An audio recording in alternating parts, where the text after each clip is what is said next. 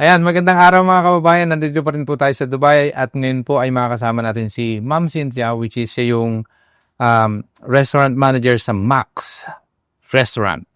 Wow, Max. Baka naman. Anytime po. Okay, pag-usapan lang natin yung wag muna yung Max at mamaya-maya tayo dun pupunta. Pero we usually start our conversation by, tell us about your childhood. Ay, childhood. Oo. Gen X po ako eh. Kaya I would say na na-enjoy ko yung world na, yung childhood na talagang wala pang gadget, yung larong kalsada, taguan. Okay. Diba? Kayong kalaro yung mga neighbor, Okay. mga kaklase. Oo. Tapos, while growing up, nandun na yung brick game. Meron ng minesweeper. Okay. Alam niyo na yung age ko. So, yun. Kaya enjoy ko yung Nakaka-resonate tayo niyan. na-enjoy ko po yung childhood ko na talagang masaya sa probinsya. Okay, so laking probinsya si Ma'am. Opo. Saan probinsya niyo po? Sa Naga City po ako, sa Bicol. Okay, so Bicolano si Ma'am. Okay, Ma'am. So anong pangarap ni Ma'am Cynthia nung kayo ay bata pa? Ngayon ko naisip, ano nga ang pangarap ko noon? Usually, di ba sinasagot, doktor. Pero wala akong concrete na pangarap talaga. Siguro, yung lang, parang maging magaan na buhay, ganun, oo. Okay. How I will achieve that, wala akong masasabing pinaka-pangarap or anong profession ang gusto ko. In fact, nung nag-graduate ako ng high school, naging DOST scholar ako. So, magti-teacher dapat ako eh. Tapos, na-realize ko on na nakaka 3 semesters na ako. Na-realize ko na wala pala akong patience magturo. So, hindi pwede. Bumalik po ako ng probinsya at accountancy ako. Kasi medyo I love numbers naman. Okay. So, nag-accountancy ako. Yun yung graduate ko na... Okay. Ano profession? Oo. Saan eskwela po kayo nag-aaral? Sa University of Nueva Cáceres. Okay. Sa Naga City? Opo. Di ba? Okay. So, nakapag-aral kayo ng accountant? Certified? Hindi naman ako certified accountant. Hindi na certified. Pero, gets by. And it helped me with my Of course. career. Kung nasaan na kayo ngayon, Opo. malaking balag. Anong bagay nun? Kumbaga, okay. malaking... So, ano yung first job? First job ni Ma'am, pag-usapan natin. First job ko, sa na talaga, sa F&B. Okay. I joined Jollibee as admin assistant. First year ko dun. Tapos, on my second year, naging shift manager na ako. Then, I stayed for 4 years with them. Tapos, sunod sa food industry pa rin. Okay. Tapos, hanggang ngayon, nasa food industry. At saka, laging manok. So, pero dati, that time, managerial na yan or service crew? Managerial na po. Doon pa lang sa Pilipinas, Apo. managerial lahat na. Apo. Talaga naman. Napakaswerte niyo. Okay, so kailan dumating yung yung opportunity ng Dubai? Kasi, parang, sa probinsya, every time na may bagong business na, halimbawa, magbubukas yung SM, apply ako doon. So, naging isang department, hinawakan ko yung isang department, naging department manager ako doon. Pero, nag-work na rin ako as branch manager ng Maxes, na isang franchise store. Yeah. Then, tinawagan ulit ako ng Maxes. Sabi niya, gusto mo bang bumalik? Sabi ko, ayoko na, mag-branch manager ulit. Kanya, kung sabihin ko sa'yo na sa Australia, ay, ibang usapan. Sabi ko, sige. So, initially, I was recruited for Australia franchise ng Maxes. Pero it did not work. So, hindi natuloy. Tapos, siguro meant to be na mag-abroad. In-offer sa akin yung dito. Pag sa second branch na kasi yung Maxes dito sa Dubai. sa UAE. So, okay. Kahit nag-aagam-agam ako kasi Middle East, sabi parang baka nakakatakot. First time niyo mag-abroad? Opo. So, wala talaga akong malak mag-abroad. So, nung pumunta ako dito as branch manager ng isang outlet, tuloy-tuloy na. So, hanggang ngayon po, na ako, brand manager na po ako ng Maxes. So, hindi na lang isa yung hawak ko. I handle the Middle East stores. Galing. So, galing. So, pag-usapan natin, nung nasa Pilipinas ka, being store manager ba tawag sa inyo? Apo, store manager. Pag store manager ka sa whatever fast food kung nasa Pilipinas ka, magkano ba sweldo ng store manager? Diyos ko, malalaman talagang age ko. Without Nag-start revealing it. ata ako ng nasa 6,000. Talaga? Oo. Kasi ano ba yun? 19? ganun siya ka, ano pa. Grabe. 6,000 yung base. Sa Naga lahat to? Sa Naga City? Sa Naga Kasi City, iba rate sa Manila, di ba? Nag-Manila rin ako with yung sa SM, yung mga nasa food courts Oo. na ano nila, na outlets nila. Pero for 6 months lang kasi parang Pero mas malaki. Mas malaki sa din Manila. siya. Oo, Oo, mas kasi malaki. iba naman talaga rate sa Manila. Okay. So, 6,000 na kinikita nyo sa...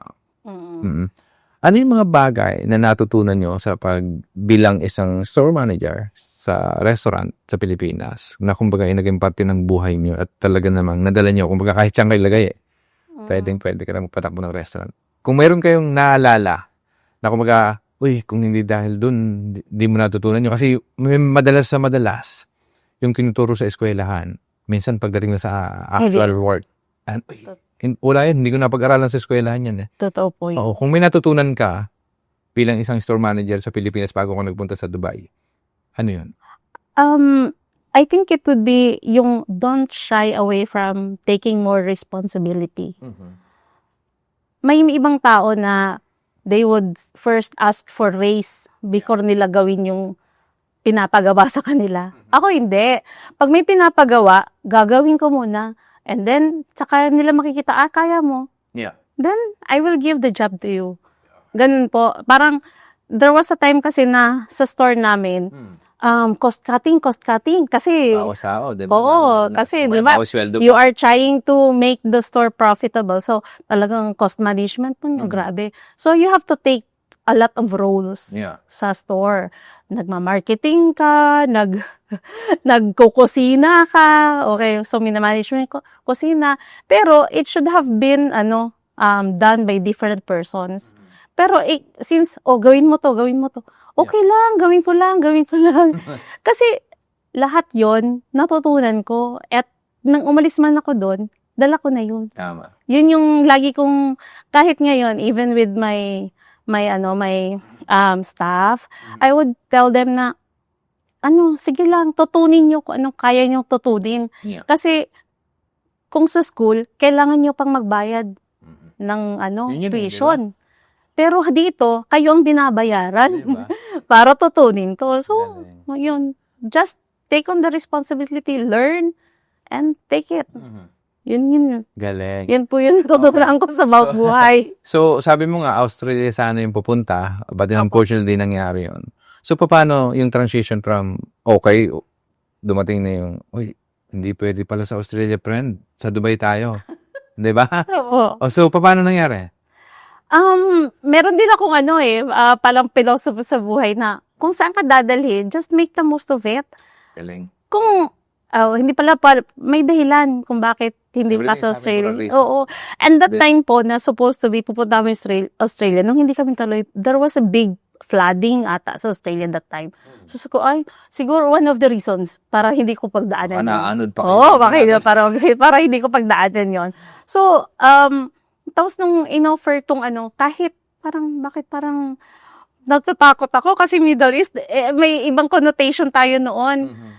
Pero go lang. Okay. So, parang objective ko nun is, kasi that time, kailangan naming lumipat ng bahay sa dati namin. So, kailangan, yun yung pinaka-objective ko, to provide a house for my mom. Ilang magkakapatid kayo ulit, ma? 3 po. 3. Tapos, okay. So nagre-rent kayo sa Naga? May bahay kami, pero yung lupa hindi sa amin. Okay. So, yun yung gusto mong bilhin? Yung lupa kasi, binibenta na. Wala pa akong pambili. Wala po kami pambili. Ikaw ba panganay sa inyong magkakapatid? Pangalawa po ako. Okay. Oo. So, at least hindi naman, sino yung breadwinner? Ikaw ba? Hindi naman pinaka-breadwinner kasi yung mother ko, retired education supervisor nila rin So, siya. may naipon si mami. Meron naman, kaya lang, since byuda kasi yung mother ko, so, grade 2 pa lang ako, wala na akong father, so, tinaguyod niya kaming 3. na mag-isa lang siya. So, hindi naman talaga siya nakapag-ipon. Kasi alam mo naman, teacher, naging Pero supervisor. working student ka rin, di ba? Hindi, schooler ka. Scholars ka. Opo, nung college po ako, negosyo ako para makatulong sa tuition. So, gumagawa ko ng bags, ng handicrafts, Wow. tapos binibenta ko yun. Mga personalized bags na may pangalan, gano'n. So, out of that, nakakatulong akong magbayad ng tuition. Question. Okay.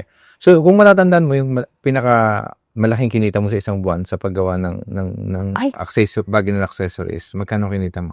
Parang, there was a time na inabot ng 50,000 pesos. Oo. Mas malaki pa sa sweldo mo. Kasi, Oh. there was an event na gagawin nilang giveaway. Yung ginagawa ko, gumagawa ko nung Volume. oo. Volume yung order. volume talaga. Jumakpat. So, hundreds, so nga gano'n yung ginagawa ko. Okay. So, talagang So, malaki yun, nakatulong din Pero po. hindi mo ginawang opportunity na, uy, pwede pala itong negosyo na lang. Kasi, Talagang tinapos ko po yung pag-aaral. okay. So, balikan na lang kung sakali. Opo. Okay. So, anyway, nandito ko na sa Dubai. Experience. Kung ano yung pinaka-experience mong dinanas na masasabi mo, uy, ano ba naman yan? Pumunta ako dito para... Kasi karanasan yata dito daw, lalo nung mga nauna, ha? Balita ko, medyo talagang, halos kadalasan, dadaan ka talaga doon sa shared rooms, which is yung bank. Luckily, siguro, one of the lucky naman na experience na sa ako as an OFW, hindi ko naranasan yung mga wala akong sabi story sa Dubai. I think I'm one of the lucky ones na hindi ko po naranasan yung nakikita niyo na sharing na mga rooms na talaga. So, saan ka natutulog? So, nung dumating ka dito, may provided na kagad si restaurant? Opo. Yung first month namin, hinaus nila kami sa isang maganda talagang accommodation. Oo. Hindi shared. Na hindi Kanya-kanyang share. kwarto. Opo, kanya-kanyang kwarto. Swerte naman. Saan pala sa Max? Max na ba to? Sa Max po. I've been here with Maxes for 13 years. Kal na. 13 years. Grabe. Okay. So, 13 years. Unang sweldo dito sa Dubai, magkano? From, alam mo, 6,000 yung kauna-unan sa Naga, di ba? As a store manager. Nag-10x ba yung sweldo mo? Nung pumunta po ako dito, yung starting salary ko is 9,000 dirhams. Oh, dirhams naman, di ba? Opo. So, pagka time Parang, ano ba yan? sabi ko nga, yung kikitain ko siguro in 1 year, Year. kikitain ko siya in 1 to 2 months. Ganon. Galing. So, kaya, first year ata, naipagawa ko na po sila ng bahay sa kami. Yes. No. Galing, di ba? Oo, parang. So, okay. In terms of budgeting money, di ba? Kasi bilang isang OFW, isa ako din sa mga talagang galante lang siguro. Kaya madalas nauubusan. Di ba? So, ikaw, paano mo minanage yung finances mo? Kasi yun talaga yung pinakamahirap eh. So, mas madalas, kung hindi tayo nagkakaroon ng limit, hanggang saan ba lang dapat iyong ipadala? Sa experience mo? Ay, yung pagpapadala po. Kasi Parang dinisiplina ko ang sarili ko at sila. Nasabi ko, once lang ako nagsisweldo in a month, once din lang ako magpapadala. At saka At meron na talaga akong budget na ganito. Saka pagdating sa numero, ikaw yung nakakaalam niya. Opo. Saka, alam mo yung mga OFW kasi, usually yung story is parang laging kawawa, talagang sacrifice. Which is talagang sacrifice naman talaga pagiging OFW. Pero, yun nga, dapat hindi talaga natin kalimutan yung sarili natin. Kasi we are spending our life na rin, ilang taon dito. Pero dapat magtatrabaho ka. At the same time, you are living your life na kung ano dapat, di ba? Para hindi ka maawa sa sarili mo. Para sa akin kasi yung pinaka-defeating na feeling is yung self-pity. Yeah. Kasi yun yung doon nalulugmok ang mga OFW. Yung Kawawa, di ba? Pero kawawa naman. sad reality, Sa but trabaho. siguro dahil ikaw nag-iba dahil bukod sa accountant, alam mo yung pag-handle ng finance mo talaga. Tapos siguro, Yung iba kadalasan, hindi, para sa negosyong ipupuntar ko to, magtatrabaho ako pansamantala or ito, lalaan ko to hanggang certain, let's say 5 years time, pag naipon ko to, uwi na ako sa Pilipinas ako nag-business. Ikaw, ano sekreto mo? Um, ako hindi kasi ako nagbabago ng lifestyle. Parang kahit siguro lumaki lumaki yung sweldo, kung ano lang yung kailangan ko, yun din lang. Ang ganda, no? Hindi ako Ang galing. kasi ang iba, as they grow their salary, nag-grow din yung Ako doon, wants. Ako dun I must admit na yung lifestyle ko nauuna pa sa ano. Kaya pag oy, talaga ba? Ayun. So, Nagbago lang siguro yung dati, syempre hindi ko pa afford mag-travel, pero yun, dun na lang ako yun yung nakapagbasaya sa akin. Pero yung, aking bagay nun, para sa akin, ang ibig mong sabihin yun, di ba? Parang, okay, kumikita ako ng 9,000 ngayon, kaya mo naman bumili ng mga maaring branded na mga whatever na gamit. Oo. material things na para masabing, oy, kasi kumikita ako ng ganito, kaya ako bibilhin yung ganito. Or tatravel ako sa ganito kasi kaya ko naman kitain next month yan. So, ang galing. So, in terms of percentage, para lang sa inspirasyon ng iba, how do you actually bilang isang accountant, ilang percent ba kumbaga yung pinaka sweet spot ng para sa sarili, para sa bahay, para sa pamilya? Paano ba dapat ang percentage in terms of budgeting the salary? Dati kasi, may fix na ako talagang pinapadala sa amin. Kasi yung mother ko meron naman siyang pension kasi 'di ba nagtrabaho naman. Pero para mas maluwag lang ang buhay. Tapos as the expenses rises, talagang mahal na sa Pilipinas. Akala ko nga sapat na sapat pa yung pinapadala ko. Tapos pag nare-realize ko, talagang mahal naman pala. Every time na umuwi ka, parang parang Inflation, diba? nabubuhos na tubig yung pera. Diba? So, yun, nagdadagdag. Pero, siguro yung sa ngayon, ang naipapadala ko para sa kanila is siguro mga 20% ng salary. Salary. So, pero yung certain ipon, dapat may, ito 50, dito yung hati-hatiin ko na to. Ganon. Ganon ka. Meron pang ganon. Naman. Ikaw, anong pinaglalaanan mo sa perang iniipon mo ngayon? Nag-i-invest din po. Tapos, mas gusto ko meron kasi kami mga employees na umuwi na for good. Tapos, nag-start ng sariling business. Kapag, sabi na, Mama, meron akong ganito. O sige, dude, support ako. I mean, o sige, invest ako sa iyo. Okay. Bumabalik din naman. So, somehow, nakakatulong ka na doon. Kumita ka pa. Kumikita ka rin. Totoo. O, di ba? Akala mo natutulog yung pera mo, pero kumikita rin.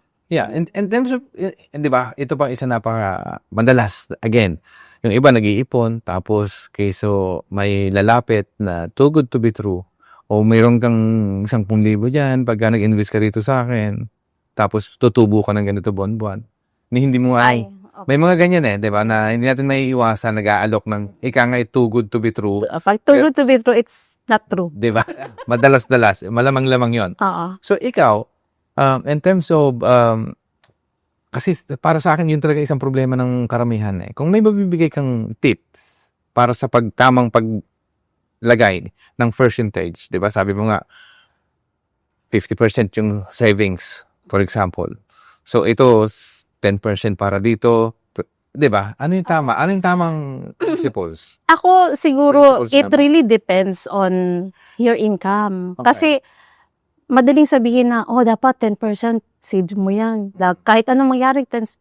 Pero kung ang pera mo talaga basic is talagang para lang sa pagpadala mo sa pamilya, then, Hindi pa it's not fair to say na, kasi hindi ka nagsisave. Mm. Hindi din naman talaga. Kasi Kung hindi maliit lang, kaya, diba? talaga, oo. Tapos, di ba yung accommodation dito? Mm. Kailangan. Tapos, kung kailangan mo din talaga, nagtitiis talaga sila ng gutom, ganun. Yeah. So, ako, since kung ano talaga yung, wala akong fix na, savings. So, pali-pali ko. Oo. Pero at least, may natatabi. Kung Opo, majority- merong natatabi. Pero, kumbaga, ang nirerendahan ko lang yung sarili ko na, need, kailangan mo ba yan? Hindi naman. Makakasaya din sa'yo? Hindi naman. Kaya, ganun po ako. Mag-isip lang. Diba? So, ikaw yung pupunta sa shopping mall, pag nakakita ka, Hindi po. kapag nakakita ka ng sale, kahit ng sale, pag hindi mo kailangan. May hindi mo nagturo bibili. sa akin yan. Sabi niya, even if it's on sale, Hmm. if you don't need it, it's Don't buy. expensive. Yeah, it is true. Actually true, di ba? Sa dati ko pong boss, ang nagsabi niya sa akin na Chinese, na sabi niya, kahit sale mo yun, pag hindi mo kailangan, mahal pa rin yan. Okay, so tama. Napakaganda ng sagot mo, di ba? Na parang, minsan, yung sales, kung hindi mo naman talaga kailangan, tapos yung perang dapat nakalaan para sa ibang bagay, dahil nakakita ka ng sale sa soldo, hindi mo naman kailangan at nabili mo. Parang mas napagastos ka pa ng hindi mo gustong gumastos. Tapos marirealize mo, puno yung cabinet ko. Hindi ko pa naman ito nagagamit. Ganon. Parang, lalo na po dito, Diyos ko, linggo-linggo, nag-iiba-iba lang yung sale. 50% ngayon, bukas buy one, take one, sa Makalawa. Ganon. Sarap naman. Parang ang sarap bumili dito pagka talagang kailangan Very na. tempting. Oo, Very pero tempting. yun talaga yun eh. Yun talaga yung gusto nila mangyari, di ba? So, but then obviously, totoo nga pong 50%. Oo nga. Kasi nasa mindset, okay, kayo ma'am, kumbaga para sa akin, pinag-iipunan, di ba? Ilang taon na kayo, 13 years na kayo nagtatrabaho. Opo. O, ano yung plano nyo? Kumbaga, balak nyo bang magnegosyo o balak nyo bang sa iniipon nyo? Kumbaga kasi parang ihirap ng ipagdaan ng pera. Kasi nagsiset ka ng goals eh. Di ba? So, in the next 5 years time, dapat, o 10 years time, ito yung ipon ko, tapos ito yung gagawin ko. Ano yung plano nyo? Yung sabi nila kapag mawawalan ka ng trabaho, you should have a 6 months na kung ano yung salary mo, no? I keep that. I mean, yun ba yung tinatawag na emergency fund? Iba pa hindi yan? naman po. Parang kaya mong mabuhay sa dati mong kinasanayan for 6 months na, yun, I keep that, I always keep that, and I maintain that. Para, in any event na mawalan na ako ng trabaho, di ba? Meron ako. At syempre, dahil kilala ko naman po yung sarili ko, alam kong hindi naman ako makukontento na wala akong trabaho. Magtatrabaho, magagawa ako ng paraan. So, sa ngayon, ang ano ko is maximize my time here in Dubai. As long as kaya ko pang gampanan yung role and talaga nakaka-contribute pa ako sa company and they really want me, then I'll maximize my employment here. Kasi sa totoo lang, this is the best na sigurong trabaho para sa akin. Kung noon sa Philippines, yung time na binibigay ko sa trabaho noon, hindi siya commensurate sa sweldo. Yeah.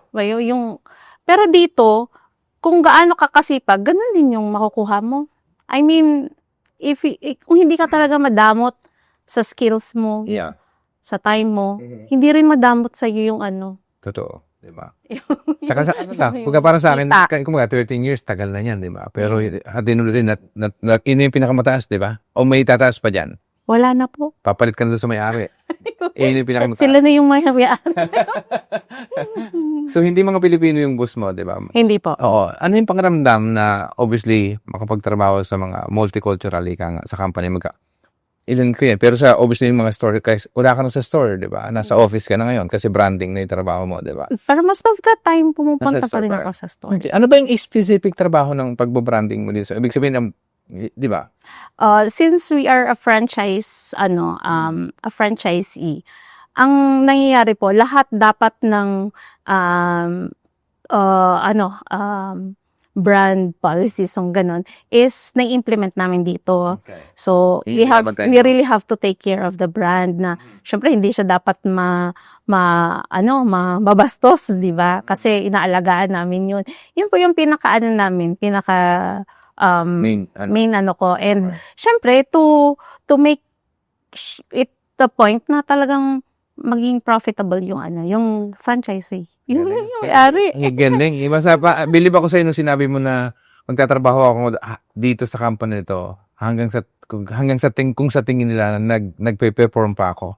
In other words, 'di ba, parang sulit pa yung binabayad sa'yo. Opo. Dapat ganun. Galing naman. Sana lahat ng empleyado ganyan ang mindset, 'di ba? Kasi para sa boss, talaga naman yun yung hinahanap. Deserve nyo rin naman talaga yung sweldo na dapat nila tanggap. Opo. 'Di ba? Okay, so para lang dun sa kung mayroon kang gustong pasalamatan kung nasaan ka ngayon, sino yung gusto mong mga pasalamatan? Yung yung yung family, yung relatives na very supportive sila, and yung immediate family, yung brothers ko. Kasi siguro kung wala sila, wala yung support nila, wala rin ako dito. Kasi unang-una, hindi ko kayang iwan yung mother ko doon mag-isa. So, since confident ako na may nag-aalaga, confident ako na mom is in good hands. Yeah. Nakakapagtrabaho ako dito ng maayos, na hindi ako nag-aalala sa mother ko, yun. So, support nilang lahat, and sa work naman, mga yun, yung mga naging as I go up the ladder, andun sila lagi, yung may mga naging mentor din ako. Oo, na sila yung nagturo talaga kung paano. Gaano ka-importante sa tingin mo? Kasi ikaw na-mentor ka, ako na-mentor din ako. Oo. Sa isang, 'di ba, individual, kahit nga, 'di ba, ang dami mo nang pinagdaanan, 13 years na sa experience mula sa Pilipinas, more than 13 years actually lahat. Opo. Experience mo. Pero dapat totoo naman yung sinasabi na dapat yung pag-aaral, hindi dapat natatapos yan. Kasi may mga bagay talagang may encounter na hindi mo pa talaga alam. So yung mentor mo ba, nag-invest ka sa sarili mong personal developments, or it is provided ng company para... Personal development po. Kaya nga, fund ng company? Hindi po. Sa'yo yun? Oo. Okay, So ano ba yung mga... So, di ba? So kung gusto kong matuto, nagpapamentor ka for your life mentorship, kung minsan nakukuha mo na rin yan sa conversations na So, libre na? May walang bayad? Walang, kung minsan may mga may mga kausap ka lang na you pick their brains. Okay, so hindi ka nagbabayad sa mentorship? Hindi naman okay. po. So sorry, nagkamali ako na pagkakaintindi. Yung mga mentors lang na yung mga sa so. Okay, tanong lang pag hindi alam, 'di ba? So yan lang kasi 'di ba? Wala namang masamang magtanong kung hindi mo talaga alam, bakit naman hindi? Yun talagang pinaka number 1, dapat magtanong. Huwag kang magdalawang isip pagtanong. Okay, so pag-usapan natin yung so yung oras medyo may nakasunod sa atin, pero in terms of promotion, 'di ba? Sa negosyo niya. I'm still, 'di ba? To be fair, to everyone, I'm allowing everyone to promote whatever they're doing. So, in this case, hindi mo sa'yo yung, di ba? Hindi sa akin, Pero the branding, I mean, I'm proud, Pinoy, di ba? Na sa akin naman, kahit, di ba, ginagawa namin ito as a passion project. But I treat everyone to promote the business wherever they are. So, in this case, nagkatrabaho ka sa Max. Opo. Max naman is a Filipino brand. So, but I'm giving you equal in terms of promoting the business. Kasi nirepresent mo naman sila dito. Diba? So, this is your chance to invite everyone. Ay, opo. I would say na yung pagdala ng Max's, ng Filipino cuisine dito sa Dubai. I think, kasi 13 years ago, ang konti pa po ng Filipino restaurants dito. Yeah. So, parang kahit paano, parang Max's has parang started it all. Hindi, meron na rin mga few, pero nakita nila yung success ng Max's na pwede tatangkiligin ang Filipino food. At saka marami na talagang Filipino na longing for authentic Filipino food. So, nung nag-start po ang Max's, talagang pinipilahan, as in pila. I'm so glad na mas marami na rin yung Filipino restaurants. Hati-hati na yung Opo. Sa kabila. Oo. Pero Max's, I can say na talagang we've been very consistent from the very start. Okay. Yung kung ano po yung recipe noon hanggang ngayon, yun din po. Dapat importante. Kaya siguro kami ikaw nasa tumagal. brand ka, isend sa mga iniingatan nyo na, oy, dapat Yes. yung ating recipe, hindi mo Opo. mabago kasi otherwise, masasakrifice yung brand natin dito. Alam niyo po yung recipe ng Max's from Philippines pa. Talagang, So, even before kami nag-open dito, they made sure na kung ano yung recipe sa Philippines, doon sila tinitraining yung mga chef o ititrain mo na sila doon? O, train muna doon, Bago tapos ipadala dinala dito. Tapos, even yung brands na ginagamit namin, Mm. has to undergo testing. Mhm. Does it match with the raw materials from the Yeah. Philippines? Ganon. So, up to this day, may mga products kami na provided by Max's pa rin. Tulad ng pangluto namin ng manok. Okay. Yung manok lang yung galing dito, galing Brazil or saan. Pero kung paano siya lulutuin, ganun pa rin po kung paano niluluto sa Philippines. Mm-mm. Yung ketchup namin, galing Max's pa rin. Max's. Talagang, yung gusto namin yung consistency ng food, andun pa rin talaga. So, parang marami ang nagsasabi na, ay, pag pumapasok sila sa Max's, sasabi nila, ay, parang Pilipinas lang. Parang nasa ano lang. Which is dapat naman, deserve naman, Opo, di ba? Parang opo. tayo, kung ako naman nagka-crave ako ng, ako, di ba? Parang, Yun din ang gusto naming ma-feel ng mga customer na parang nasa Pilipinas, parang pag nag-step inside the store ka, parang Hindi kahit mabago. namang kausap mo, mga Pilipino din. Mm. Kahit noon po, di ba, syempre nasa Dubai, English. Di-trainin namin yung mga staff, English. Mhm, mhm. Kaya lang, pag nag-English kami, parang yung mga guest namin, pa-English na, lalo na kung kaya sa amin, sige na, kung anong dialect nyo, okay na yan. Kasi mas nagiging, at home yung mga customer. Saka parang, di ba, welcoming din, di ba? Opo, kaya ganon. Galing. Kaya, So, punta po kayo doon pag nalulunsot kayo. tama. So, para lang sa kalama, rough estimate, di ba? Nagmamagkano isang store sa isang araw, gross sales? Just bulk figures, natin isa. So, it depends sa location and size ng store. So, meron pong nagdi-daily ng 25,000 dirhams. Ganon. Grabe, So, 25,000. nag-range. Laki nun, no? Magkano 25,000? Saka depende po yan sa araw. Oo nga. Pag weekend, nasa 30 to 40, gano'n. Galing. So, ang isang problema lang dito kasi nga yung 4 months pa, 5 months, yung summer.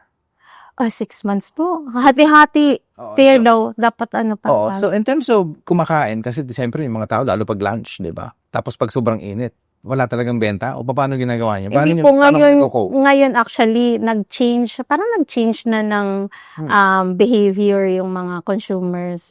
They are more on sa delivery na. Kaya very high din po yung transactions namin sa delivery. Oh, I see. So, kahit summer, Kahit sa bahay ka na lang, summer, tingin ko pa rin opo, nag-max. pa rin. Umorder ka lang Yun online. pa rin, Yun opo. pala solusyon. Tama naman. Hindi not necessarily pumunta ka na sa store, di ba? Opo. Galing. So, okay. So, nabanggit na ba sa mga branches para at least Ay, meron po kami sa Karama, sa Abu Dhabi, and soon to open sa Sharjah, Okay. Mega Mall, and in Reef Mall sa Deira. Galing. Opo. So, max lang din yun. Max.com pag-order sila. maxeschicken.com and halos lahat po ng delivery aggregator meron Ang galing. nandun po kami. Galing. So, accessible sa ating Oo. mga kabayan anytime, maski na gabi. Pero nagugulat ako dito sa inyo sa Dubai, Bakit po? para sa kalaman. Kasi sa UK, pag umorder ka ng alas 12 online, kahit nasa apps, kahit nandun ka sa mismong town center, hirap mo order ng pag lumagpas na yung certain time. Dito, nagutom ako ng alas 12:30, Meron naka-order pa, pa. no? Oo, nakakagulat lang. Tapos pagbaba ko dyan sa lift, yung isa pababa pa rin. Alas 12:30 na, palabas pa lang siya.